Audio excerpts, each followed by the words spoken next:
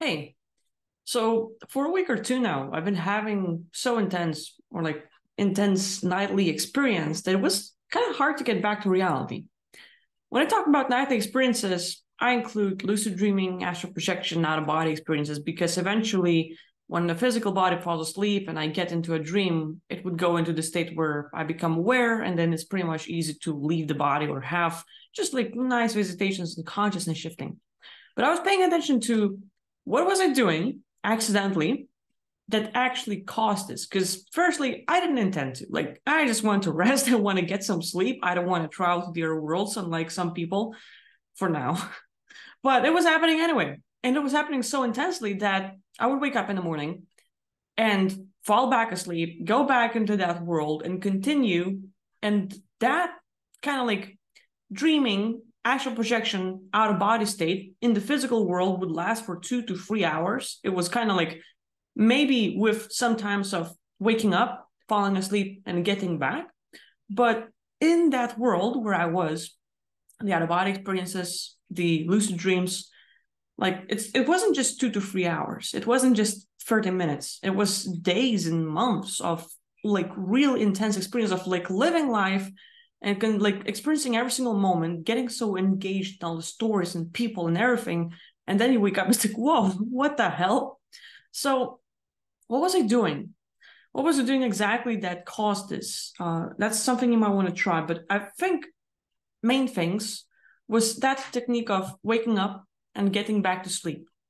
Now it was a little bit different because of my schedule. Usually I kind of wake up at 4:45, 5 a.m. and then I, like started getting to work or like getting prepped and stuff. 6 a.m. I take my dog out for a walk. We walk for like 1 hour or two. Anyway, so my schedule changed a little bit. Like again, I wasn't intending for it, but it just happened. And so 5 a.m. My lover wakes up, he's gonna make me breakfast. I'm lucky. And so like I wake up with him, I make him coffee and everything else. So that's like, okay, first alarm clock, 5 a.m. I wake up. So I get out of bed. I walk around the house, I do stuff. But I still come back. Like it's like I had breakfast and I still like, okay, there's still time before I have to go anywhere. Just gonna lay there for a bit and like relax. But I ended up like falling asleep. So yay. So in between 5 to 6, let's say going to bed, I went to bed around midnight, so woke up at 5, so 5 hours of sleep, almost an hour of being awake, walking around, getting a meal. So it was like, okay, wake up at 5 a.m., get a meal somewhere in between, like by 6 a.m. And me, and probably like a lot of people, I have a meal, I get sleepy. So like I want to get more rest, I want to sleep. So that was like lucky me, that was something included. Now the meals are usually light, like he would make me some pancakes and stuff, or like I don't know, like yeah, usually pancakes. I love pancakes. Anyway, so by 6 a.m. I got back to bed, and then I would fall asleep. Like so he leaves at 6:30. So somewhere in there, I am in bed, and by 7 I'm asleep. And I had quite a few alarm clocks. So like 5 to 6 alarm clocks, I would say as well. And they would give me like, okay, I'm going to take a nap for 30 minutes. And then 30 minutes and then 10, 10, 10, 10, because just in case I don't wake up, like it would give me some time. But then after the last one, no more. So like, let's say I specifically for myself set the time to fall asleep, and sleep and rest would be 30 minutes. So let's say I fall asleep at 6:30. By 7, I have slept for 30 minutes if I'm lucky, like falling asleep that fast. And then I would have alarm clock. But okay, like, so I would wake up and I would turn it off and I would fall back asleep and I would turn it off. Like some people that get to live that way, like I was doing it intentionally. Turning off the alarm clocks, but not necessarily like, oh, this is gonna get me out of body. Like there were like 2 days where I just wanted to rest. But what happened in those 2 days that I started repeating just to see if it worked is that every time I would wake up, stay awake, do something for a while, physical, like walking around, going to the bathroom, making him some coffee, getting some tea, drinking water, stuff like that, and then going back to bed. So like an hour of staying awake, but still kind of wanting some sleep, but knowing that if I would stay awake, it would be fine as well. and then falling asleep and having quite a few alarm clocks that would give me a longer period of time. So give yourself like 30 minutes to 40 minutes to an hour max of, okay, this is the time you fall asleep, you have that much to sleep. And then you're going to have like 10 to 15 minutes in between, like after that 30 minutes to an hour. So let's say 6 or 7 a.m. you fall asleep. You give yourself 30 minutes to an hour to sleep until the next or the first alarm clock. And after the first alarm clock, you will have 5 or 4 or 6 alarm clocks that will have 10 to 15 minutes in between. And that gave me this place to fall asleep, get into the dream, because like I stayed awake, so like, you know, getting physical, and then like body still wanting some rest, and they had a meal, so it worked. And I fell asleep, I started dreaming, and then I would turn off the alarm clock. So like I would wake up, turn it off, but it would give me moments of just like waking up, doing stuff for super short period of time, and falling asleep and going back into the dream or into the out-of-body experience I've been having before. So I was jumping back into the one long like consistent experience, rather than jumping into different realities and living that one story for a long time. Now, I did that for 2 days. Well, unconsciously, like, you know, like it just happened. It was like a day like that where I wanted rest, I had some time, cool. But then after that, I noticed that like these dreams, the nightly experiences, were so intense that I was having a hard time waking up. Like I was so drawn into that world, my body would still like want to fall asleep. And you know, like after that fourth or fifth, the last alarm clock, like don't set it too much, I guess. It was just like, that's it. It's like, go, no more limits, no more waking up. And for like another hour or two without waking up physically, I was lucid dreaming, I was out of body for a long time. And it was like amazing, because like, you know, just to get to experience the different world. For some people it's escapism. People hate this world, people hate their life, they might be disappointed, they might be depressed, they want to escape. So experiencing something different, vividly, intensively, where you get to live another life, where you have to like, where you have adventures, where you have relationships, where you have something you like or want, it's amazing.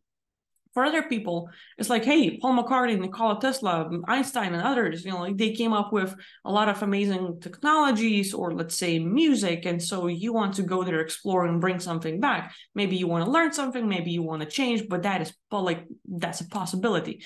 For me, it was like, oh, accidentally, like I just ended up and I was like exploring stuff. But I think there are a few paradoxes, if we could call it that way. It happened like accidentally, then I started exploring. But the most intense experiences were the days when I knew that I'm going to bed late and I have to wake up in the morning early. And the paradox is, oh, I have to get up early, I'm not getting enough sleep, and I have to fall asleep, but it's hard to fall asleep. So in that, like my body, I'm not saying torture yourself and don't go to sleep. Like, no. Like, make sure your body's getting plenty of rest, because like previously, I was getting plenty of rest, like 6, 7, 8 hours of sleep, you know, fine. So that was happening. But for me, like a lot of times, there's this thing like, if I know I'll have to wake up in the morning, it's kind of hard to fall asleep that same night. But at the same time, if that happens, and I know like I have to get up, I have to be somewhere, and I have an alarm clock like an hour or two before I have to get up, if that alarm clock rings, I wake up, I can go to the bathroom, or just like wake up, do something, just 5 minutes, 1 minute, just like walk around the house, go back to bed. But that an hour or 2 hour window before you have to go to that place, and you know, like, oh, you had a hard time falling asleep, and that last hour of sleep before you have to wake up is the sweetest, the most precious, the best. Like, if you know that experience or feeling state, it's kind of like, it's that same window when you know you might have lucid dreams, you might have that sleep cycle of like a REM. So like you're gonna be there, you will be awake and stuff. So like that's a really like a thing to pay attention to, maybe. And another thing, keeping a dream journal. Oh, I know a lot of people are lazy, like, oh, it's tiresome, who wants to wake up and start writing right away? Like, yeah, go get your coffee, go scroll on the internet, use your phone, do stuff. Like, it's just tedious. It's people are like lazy. Like, I know the feeling. But at the same time, having these intensive dreams or out-of-body experiences or astral projection, like all of these nightly experiences, if you write it down, you're teaching your consciousness to pay attention to what's going on. So if you want to become more awake and aware, like let's say you're dreaming, but you're not lucid yet. So start writing down whatever you remember, every single detail, because you will teach your consciousness to pay attention. Like, hey, what you're seeing is important. Stay awake, become aware.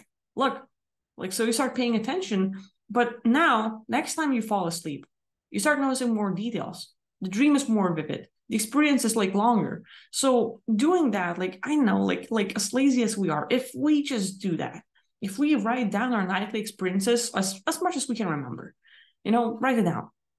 But like, you might have some background, like first, just know you're training your consciousness to pay attention. So one way or the other, it's like a muscle. You will teach yourself to become more awake, more aware, more lucid, and also like remember the experiences better. That's a really good thing. Like, it'll give you this window of like, like having a lucid dream or getting out of body. That's a good thing. But another like part is recording the experiences.